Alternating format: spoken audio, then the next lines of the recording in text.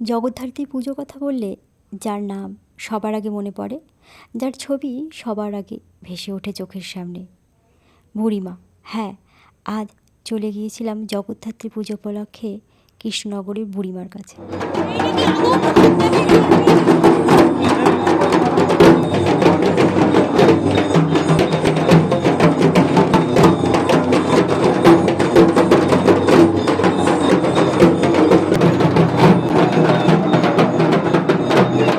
দূর দূরান্ত থেকে অগণিত মানুষ এসেছিল মায়ের দর্শন পেতে।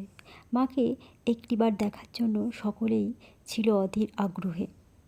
অসংখ্য মানুষের ভিড় ঠেলে অবশেষে পৌঁছালাম মায়ের কাছে।